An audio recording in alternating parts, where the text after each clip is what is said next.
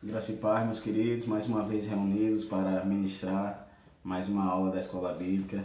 Eu gostaria de agradecer a Deus pela vida dos pastores, pela vida da irmã Lídia, pela vida da minha esposa que tem me auxiliado assim nessas gravações, nessas aulas. O diácono Joel também, que tem se empenhado muito assim, de estar assim, colocando a aula assim para os irmãos. Eu gostaria que você curvasse a sua cabeça e vamos elevar nosso pensamento a Deus agora. Pai, em nome de Jesus, eu quero te agradecer, Senhor, pelo mais uma aula, de estar aqui com os meus irmãos para ministrar a tua palavra. Que o Senhor, o Espírito Santo, esteja ensinando cada um deles, ó Pai, e assim instruindo em todos os teus caminhos. Que o Senhor esteja abrindo o entendimento deles para que venham compreender a tua palavra, em nome de Jesus. Amém. Na aula passada nós falamos um pouco sobre o livro de Êxodo, que significa saída.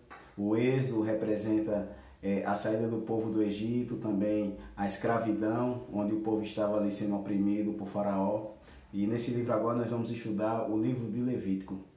Eu vou abordar aqui os principais tópicos para os meus amados. Eu gostaria que você estivesse lendo esses livros em casa, estudando, para que vocês venham aprender mais e mais e crescendo na graça e no conhecimento. Amém?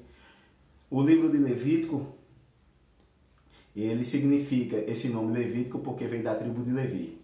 Da tribo de Levi. Interessante que essa foi a tribo que não recebeu a herança. Ela não recebeu a herança porque a herança dessa tribo era o Senhor. O Senhor. Por isso porque tem esse nome Levítico. E o tema principal desse livro, anote aí por favor, o tema principal desse livro é Santidade ao Senhor. Santidade ao Senhor. O tema principal desse livro é santidade. No livro de Êxodo, o principal tema era a libertação, a saída. De Gênesis era começo, no princípio. E aí o livro de Levítico fala do tema dele, que é santificação. Em quê? Em todos os aspectos. O livro começa no capítulo 1 com a voz do Senhor chamando Moisés, falando com Moisés. Interessante que você vai ver isso também lá em Mateus, no capítulo 3, versículo 19, quando o Deus Pai, ele fala para Jesus, quando Jesus ele é batizado, ele diz: esse é meu filho amado, em quem me comprazo. Ou seja, essa voz não é dirigida ao pecador, mas sim ao homem que tem uma aliança com Deus. Amém? Anote aí no seu caderno, pega o caderno, caneta, anota aí as 5 ofertas em ordem do livro de Levítico. As 5 ofertas em ordem. Anotaram? As 5 ofertas em ordem. A primeira, anota aí. Primeira, holocausto. Segunda, oferta de manjares. Terceira, oferta pacífica. Quarta, oferta pelo pecado. E a quinta, oferta pela culpa. Escreveram? A primeira, oferta, holocausto. A segunda, oferta de manjares. A terceira, oferta pacífica. A quarta, oferta pelo pecado. E a quinta, oferta pela culpa. Anotaram? Agora você anota aí um subtópico. Fatos a respeito das 5 ofertas. Escreva aí, do jeito que eu estou falando para você. Fatos a respeito das 5 ofertas. Anotaram? Aí bota aí, letra A. Foram ordenadas ainda que eram voluntárias. Foram ordenadas ainda que eram voluntárias. B. Todas, exceto a de manjares, tinha sangue. B. Todas, exceto a de manjares, tinha sangue. Aí você bota, letra C.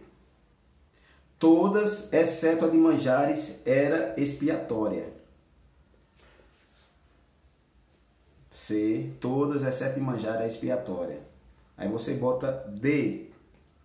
O sangue derramado era um sacrifício, uma entrega de uma vida, uma substituição. Ou seja, o inocente ia morrer no lugar do culpado. O inocente ia morrer no lugar do culpado. Anota aí outro tópico. As 5 ofertas e os evangelhos. Vai ficar bastante interessante, irmãos, a partir de agora aqui. As 5 ofertas e os evangelhos. Anotaram? As 5 ofertas e os evangelhos. Aí você anota aí. A oferta de manjares, escreva. A oferta de manjares representa a perfeição do homem Jesus. A oferta de manjares representa a perfeição do homem Jesus. Certo? Agora vamos lá para as ofertas de sangue. Mateus, escreva aí. Você vai escrever Mateus. Mateus. Aí na frente você coloca: apresenta o perfeito Messias de Israel. Mateus apresenta o perfeito Messias de Israel. Marcos, coloca na frente aí: o servo perfeito. Marcos, o servo perfeito. Lucas, o varão perfeito. Lucas, o varão perfeito. E João, coloca embaixo aí: o Filho de Deus feito carne. O Filho de Deus feito carne. Outro tópico, anota aí, irmãos. Não se preocupe não. Se acabar a folha de caderno aí, você escreve aí na cadeira aí. Outro tópico, anota aí. As 4 ofertas de sangue e os 4 evangelhos. As 4 ofertas de sangue e os 4 evangelhos. Anotaram? As 4 ofertas de sangue e os 4 evangelhos. Vamos lá. Mateus, escreva aí de novo aí, Mateus. Aí na frente você bota oferta pela culpa. Mateus. Isso é só a representação, irmãos, para os irmãos entenderem aqui. Mateus, oferta pela culpa. Aí você escreva aí: Cristo encontra o pecador no momento da sua necessidade, quando ele reconhece sua dívida para com Deus.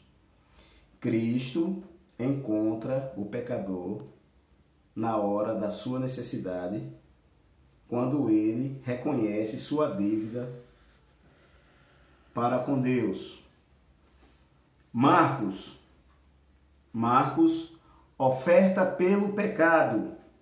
Oferta pelo pecado. Marcos é representado pela oferta pelo pecado. Escreveram? A oferta do pecado aí é uma mancha, ou seja, a oferta do pecado, olha, você escreva aí, olha para a cruz.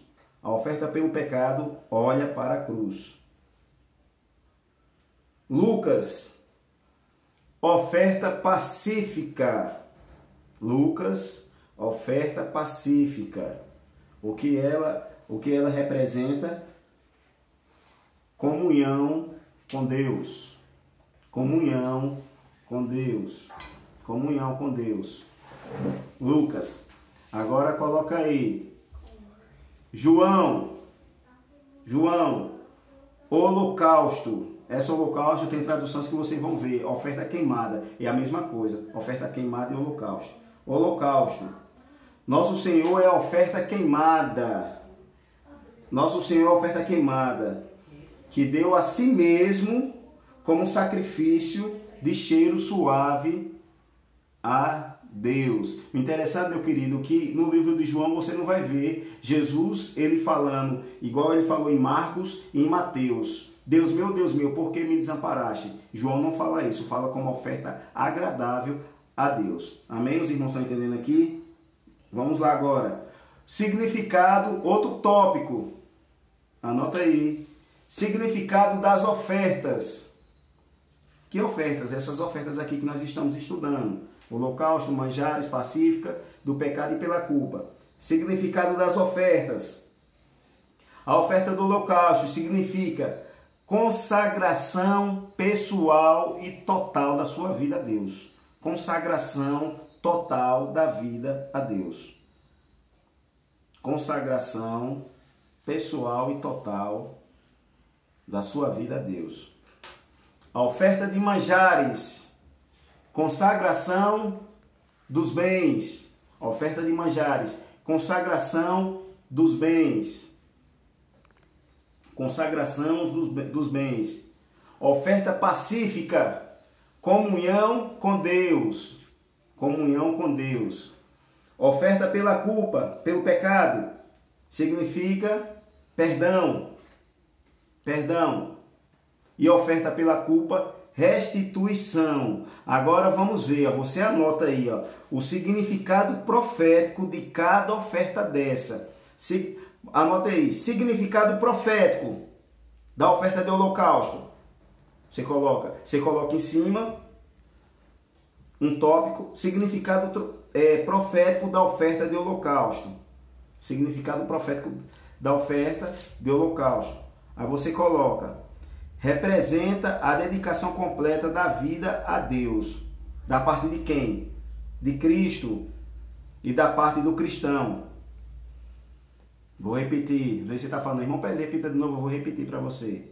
Representa a dedicação completa da vida a Deus. Da parte de Cristo e da parte do cristão. Tem referência no Novo Testamento? Tem. Anota aí, Mateus capítulo 26, versículo 39 ao 34, Marcos 14, 36, Romanos 12, versículo 1 e 2 e Hebreus capítulo 13, versículo 15. Anotaram? Vamos para outra oferta. Oferta de manjares, que é a consagração dos bens. Significado profético. Representa a perfeita humanidade de Cristo. A ausência do fermento tipifica a ausência do pecado em Cristo. A ausência do pecado em Cristo. Certo? A oferta de manjares, significado profético, representa a perfeita humanidade de Cristo. Hebreus 4,15. 1 de João 3,5. 3,5. Agora anota aí. Oferta pacífica, comunhão com Deus. Significado profético. Representa a paz que o crente tem com Deus por meio de Jesus Cristo. Romanos 5, versículo 1 e Colossenses 1, versículo 20. A oferta pelo pecado. Significado profético. Prefigura sua morte, ou seja, Cristo foi feito pecado por nós. 2 Coríntios capítulo 5, versículo 21. E pela culpa, Cristo como oferta pelos nossos pecados. Colossenses 2, versículo 13. Irmãos, agora vamos lá para a gente diferenciar cada oferta. Oferta de holocausto. O que era essa oferta? Era uma oferta onde a pessoa dedicava toda a sua vida a Deus. Qual era o animal que era ofertado? Era ofertado 4 tipos de animais. Olha aí, você anota aí. Quais eram os animais que eram ofertados? Era ofertado um novilho, carneiro, bode e aves. Tudo animais limpos nessa oferta aí. Agora a oferta de manjares. Essa é uma oferta que não tinha sangue. Não era uma vida, não recebia imposição de mão. E não era pelo pecado. O que era ofertado nessa oferta aí? A melhor farinha, o óleo, o incenso e o sal. Cada um tem uma representatividade diante de Deus. Ou seja, a melhor farinha, para chegar na melhor farinha, os grãos tinham que ser moídos. E Cristo foi moído em nosso lugar pelos nossos pecados. O óleo é um emblema do Espírito Santo. O incenso representa a oração dos santos, como diz Apocalipse 5:8. E o sal tem a representatividade de quê? Da comunhão e a fidelidade a Deus por toda a vida. A única coisa que não podia ser acrescentada nessa oferta aí, como significado profético que eu falei para vocês, que a ausência do fermento é a ausência do pecado em Cristo. O fermento, ele tem um símbolo do pecado e ele não podia ser misturado com essa oferta aqui. Só para os irmãos entenderem. Agora vamos lá. A oferta pacífica. Qual era os animais que era ofertado? Da primeira, da oferta de holocausto, menos aves, não era ofertado. Aí a oferta pela culpa. É interessante que a oferta pelo pecado e pela culpa, ela não era de cheiro agradável a Deus. Porque o pecado, ele não tem um cheiro agradável diante de Deus. Ele não tem um cheiro agradável diante de Deus. Por isso que essa oferta não era uma oferta assim agradável a Deus. Quais eram os animais que eram ofertados na oferta pelo pecado? Na oferta pelo pecado era ofertado uma cabra, na oferta pelo pecado. Na oferta pela culpa, um carneiro sem mancha, porque cada pecado é uma ofensa, é uma dívida diante de Deus. Os irmãos estão entendendo aqui o significado de cada oferta? Que vocês anotem, deixem bem detalhado aí, para que vocês venham estudar, para que vocês venham se meditar realmente. Rapaz, a Bíblia, ela se encaixa com tudo que ela faz. Ela vem se encaixando, a palavra de Deus. Por isso que é bom de você estar revisando esses livros. Quando a gente voltar na sala de aula, eu vou dar cada tópico, principalmente do livro de Gênesis, porque o livro de Gênesis ali conta 2000 anos de história. Isso porque se eu fosse dar só o livro de Gênesis aqui, ia ser o ano todinho só de EBD do livro de Gênesis, porque ele tem um significado profético muito forte. Só os 50 primeiros capítulos do livro de Gênesis. Agora anota aí, o dia da expiação. O dia da expiação. Esse dia da expiação você vai ver lá no livro de Levítico, no capítulo 16. E essas ofertas aí que eu falei, oferta de holocausto no capítulo 1 de Levítico, no capítulo 2 oferta de manjares, no capítulo 3 você vai ver a oferta pacífica, no capítulo 4 oferta pelo pecado e no capítulo 5 oferta pela culpa. Aí depois Moisés ele vai falando para o povo, repetindo para o povo tudo isso aí. Eu só estou dando os tópicos mais importantes aqui para que os irmãos venham aprender. Dia da expiação. Dia da expiação. Era a festa mais importante de Israel. Era a festa mais importante de Israel. Interessante que o dia da expiação, da expiação foi estabelecido como ocorrência anual, porque o povo de Deus precisava continuamente buscar o perdão de Deus. Agora, o que significa expiação? Significa cobrir. Cobrir o quê? Cobrir era o ato de quê? Era o ato de cobrir os pecados. Os pecados. Era o ato de cobrir os pecados. Quando você vê o dia da expiação, você já vai entender que essa palavra é uma palavra em hebraico, que significa cobrir. Cobrir o quê? Cobrir os pecados. Interessante que o sumo sacerdote, ele oferecia sacrifício primeiro por ele, pegava a novilha, sacrificava, entrava no Santo do Santo e expedia o sangue sobre os utensílios sagrados e sobre ele, para santificar. Depois disso, dele oferecer sacrifício por ele e pelo tabernáculo, ele separava dois bodes. Um era chamado de bode do Senhor e o outro de bode emissário. Eles lançavam a sorte e o bode que era sorteado, esse era degolado. O sumo sacerdote pegava o sangue desse bode no mesmo lugar onde o novilho ou a novilha era sacrificada, pegava o sangue, expedia sobre o altar e depois o sumo sacerdote saía e pegava o bode emissário. E colocava as mãos sobre o bode, as duas mãos sobre o bode e confessava o pecado do povo. E aí pegava uma pessoa que era designada e soltava o bode no deserto, que era chamada também de terra solitária. Terra solitária. Tem alguns que falam que o bode sacrificado é Jesus e o outro bode que levava os pecados era uma referência a Satanás.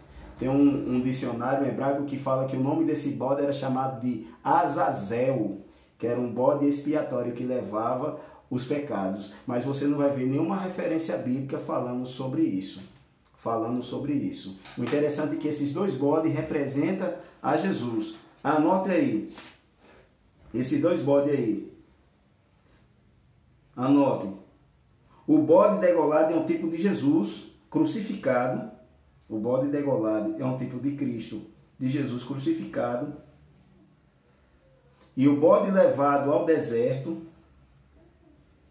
é um tipo de Jesus levando em seu corpo os nossos pecados. Meu irmão, o diabo não levou nada.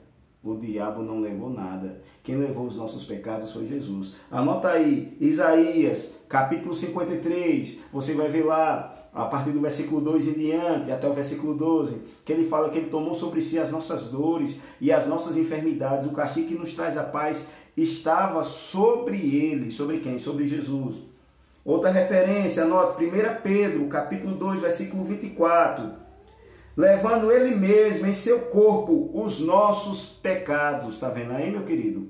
Como é interessante a gente estudar o Antigo Testamento. É quando você vai ver isso na carta de Pedro. Como assim que Jesus levou os nossos pecados? Ah, foi lá na cruz, foi. Mas tudo isso tem uma simbologia do Antigo Testamento. Como Jesus, ele falou em João 5,39. Examinar as Escrituras, porque é nelas que tem vida eterna. Nela, porque desde o princípio ela testifica de mim. Ela quem? A palavra de Deus. Hebreus 9:28, anote aí. Ele voltará outra vez sem pecado.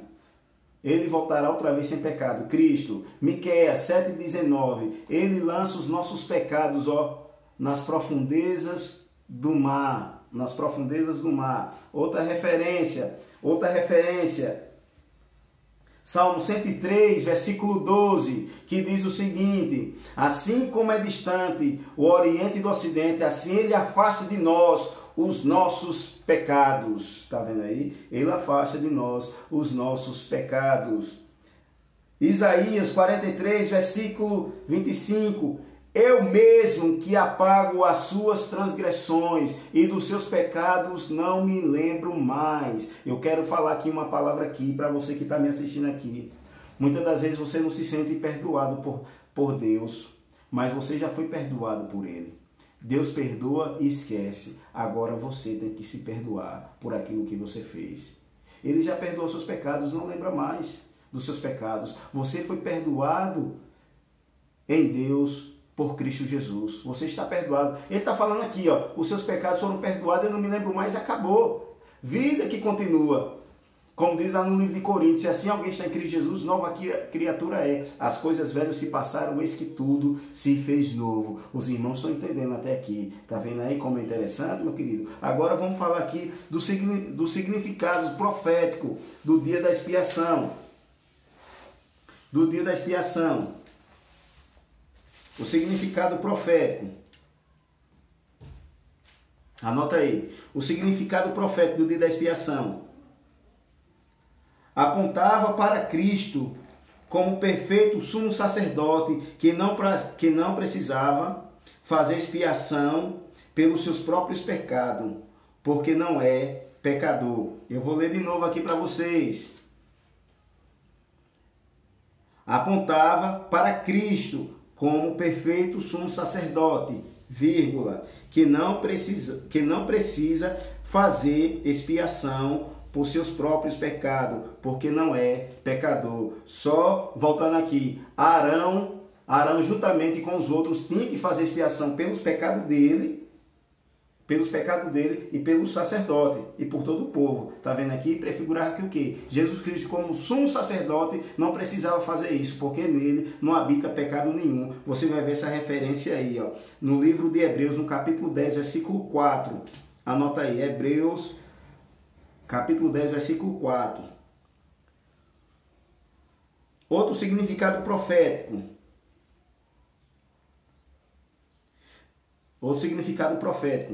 Não há mais necessidade de sacrifícios oferecidos anos após anos. Cristo é o perfeito sacrifício que ofereceu seu próprio sangue de uma vez para sempre. Hebreus capítulo 9, versículo 23 e 28. O ato redentor de Cristo foi a expiação completa e perfeita para Deus. Anota aí. O ato redentor de Cristo foi a expiação completa e perfeita para Deus. Hebreus capítulo 7, versículo 27, capítulo 10, versículo 10. E no capítulo 9 também vocês vão ver isso aí. Meu querido, ó, para você ver, é bastante interessante a gente estudar as Escrituras. Tá vendo aí como tudo aponta para Cristo. Toda a Bíblia aponta para Cristo. É por isso que a gente tem que estudar livro por livro. A pessoa não tem que chegar para você, rapaz, ó, você só precisa ler esse livro aqui e pronto. Não, você tem que ler toda a Bíblia. É toda a Bíblia. Você tem que conhecer mais de Deus. Você tem que conhecer mais de Deus. Buscar nele o que ele realmente quer de mim e de você, para você ver. Todas essas ofertas aí têm um significado de quê? De apontar para Cristo. Que Cristo é o nosso Senhor e Salvador. E fora dele não há salvação. Não há nada. Eu quero que meus queridos assim agradeça a Deus. Agradeça a Deus por aquilo que Jesus ele fez por você ali na cruz do Calvário. Ele fez por você.